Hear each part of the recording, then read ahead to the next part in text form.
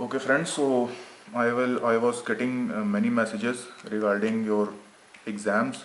So many of you were facing problems in solving previous year questions in some of the subjects like network, analog electronics and digital electronics. So I thought that with just few days to go for your exam, I should help you out. So I'll be starting with network analysis and synthesis, and the first topic which I'll take is transient and steady state response. I have solved some selected important questions. You should see them and you should practice the rest of the questions. Okay. So you must have seen in many question papers that switch is there, capacitor is there, inductor is there, switch is closed just at t is equal to 0 or t is equal to 0 plus what will be the current, what will the voltages. So we will see the concept how we are going to solve these type of questions. So this is a 2009 exam question. This is the circuit which has been given to you.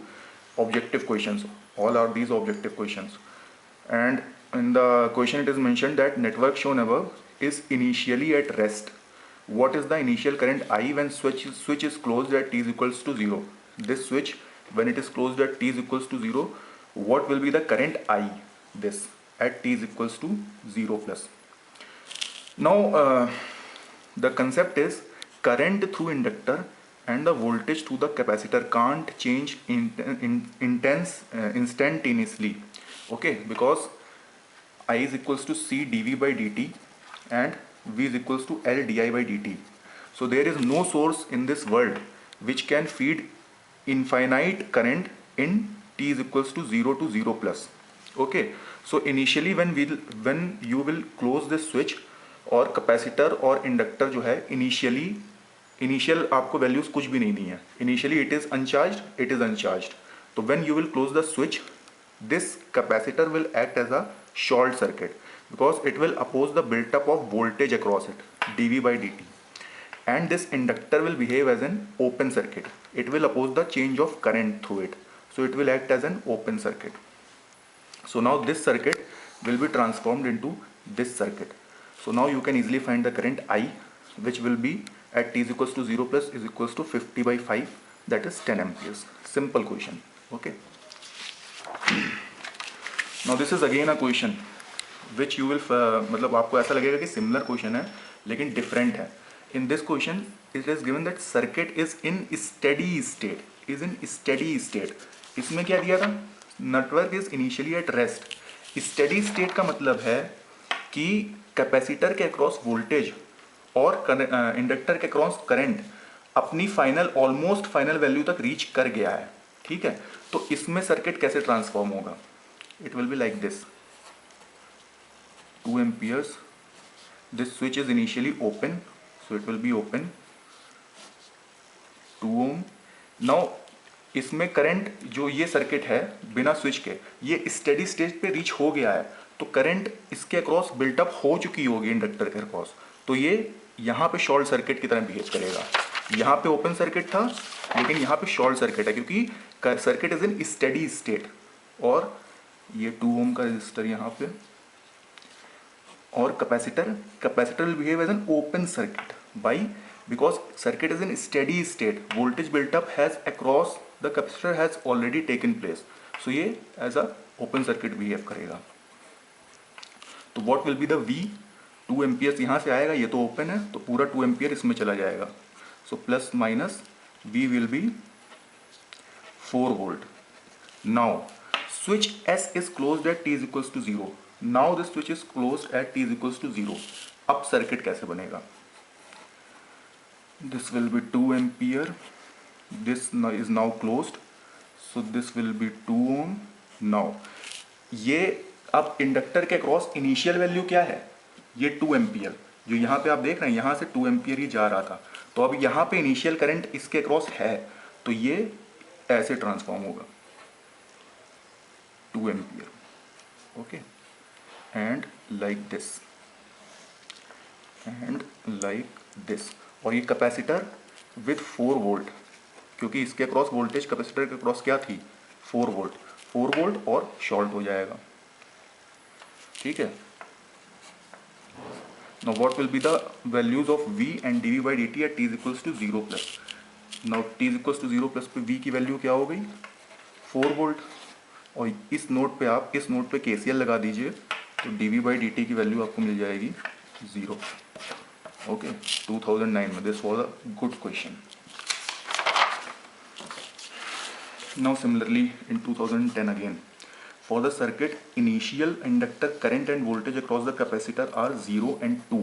यहाँ पे initial conditions आपको दी हुई हैं, ठीक है, ध्यान रखिएगा इसको, इनिशियल कंडीशंस दी हुई हैं respectively. When switch S is closed at t is equals to 0, this is switch S is closed at t is equals to 0, values of V and dv/dt are।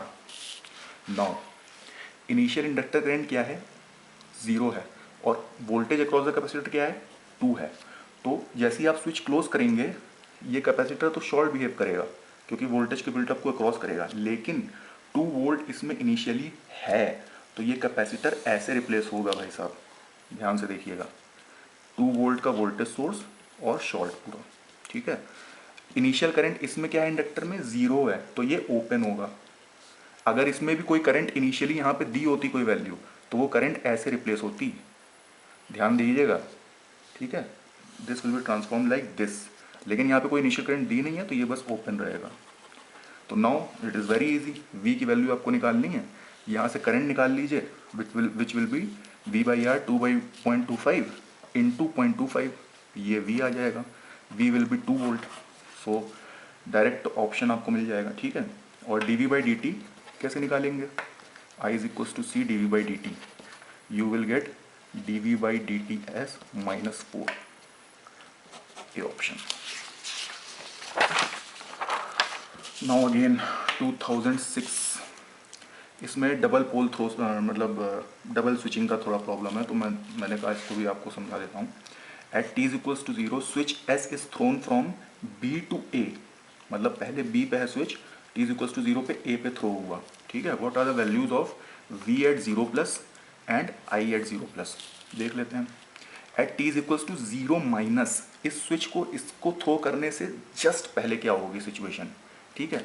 उससे पहले जस्ट पहले ये होगी कि ये 50 volt का सोर्स रहेगा, ये 1000 ओम रहेगा, और यहाँ पे देखिए ये बहुत समय से ये स्विच है इस पर, मतलब t is equals to infinite से माइनस इनफाइनाइट से 0 पे आया फिर इनफाइनाइट पे गया, तो माइनस इनफाइनाइट से चलते चलते जब 0 पे आया तब स्विच इस पे थ्रो कर रहे हैं, तो ये तो सर्किट स्टेडी स्टेट में पहुंच गया होगा ना, क्योंकि बहुत पहले से इस कंडीशन में है, तो capacitor will behave as an open circuit, ठीक है।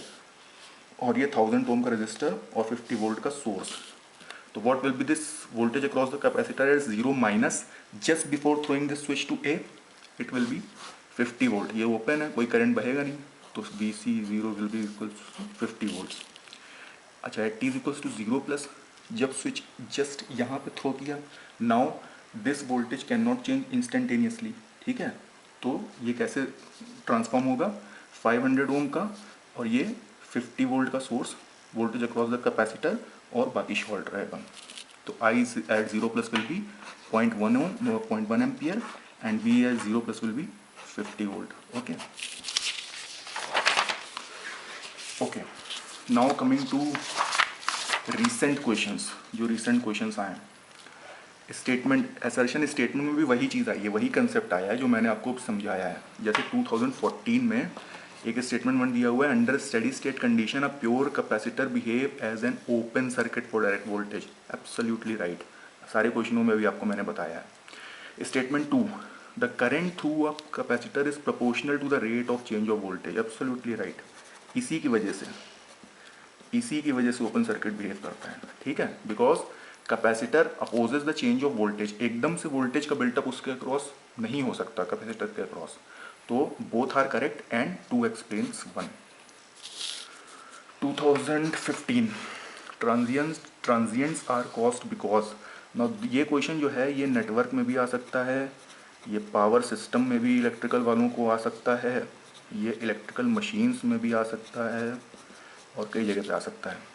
Transients are caused because the load is suddenly connected to or disconnected from supply, absolutely right. There are two concepts, steady state stability and transients. Transients हमेशा तब होंगे जब कोई sudden disturbance होगा, ठीक है, sudden disturbance, the load is suddenly connected or disconnected, so this is right. Sudden change in applied voltage from one finite value to another, again right, sudden जहाँ भी होगा वहाँ पे ट्रांजिएंट की बात होगी, जहाँ भी धीरे धीरे ग्रेजुअली होगा वहाँ पे स्टेडी स्टेट स्टेबिलिटी की बात होगी. Changes in the stored energy in inductors and capacitors, absolutely right. So the options will be all of the above, 1, 2 and 3. Now again 2016, this year only. What should be done to find the initial values of circuit variables in a first order RC circuit excited only by initial conditions? जैसे मान लीजिए ये कह रहा है ये कुछ voltage source है, रजिस्टर है, कैपेसिटर, आरसी सर्किट है और सी की कुछ इनिशियल वैल्यू दी है, तो इसको अब कैसे आप सॉल्व करेंगे? ठीक है, इसको कैसे रिप्लेस, कैपेसिटर को कैसे रिप्लेस करेंगे? Replace capacitor by a short circuit? No. क्यों? हो सकता था शॉर्ट सर्किट, लेकिन इसमें excited only by initial conditions है, मतलब कैपेसिटर के क्रॉस कुछ वोल्टेज होगी. To replace the capacitor by an open circuit? No. To replace the capacitor by a voltage source? Absolutely right. मैंने आपको बताया जैसे कैपेसिटर के क्रॉस मान लीजिए वोल्टेज V थी या V1 थी, तो ये ऐसे रिप्लेस हो जाएगा plus minus V1. Okay, so C will be the right option. So it was मतलब I have tried to cover different dimensions. Questions कम सॉल्व किए हैं मैंने, डायमेंशंस ज़्यादा कोशिश की है कवर करने की. And once again I am telling you, aptitude के मतलब सब एक्साइटमेंट में टेक्निकल पेपर को मत भूल जाइएगा. इसीलिए मैं प्रीवियस और क्वेश्चंस पेपर अपलोड करने की कोशिश कर रहा हूँ. मैक्सिमम सब्जेक्ट्स की कोशिश करूँगा. नेटवर्क हो गया है, डिजिटल हो गया है, एनालॉग इलेक्ट्रॉनिक्स की भी करूँगा, और नेटवर्क्स में भी अभी एक वीडियो और आएगा. सो अगर आपने चैनल पे सब्सक्राइब नहीं किया है तो सब्सक्राइब कर लीजिए. और इसमें ट्रांजिएंट और स्टेडी स्टेट में कुछ भी आपको डाउट रहता है, प्रॉब्लम रहती है, तो आप कमेंट्स में मेंशन कर दीजिएगा. मैं कमेंट्स देख रहा हूँ रेगुलरली. ये वीडियो भी कमेंट्स देख के ही बनाया गया है. ठीक है, so I hope you like this video. Thank you very much.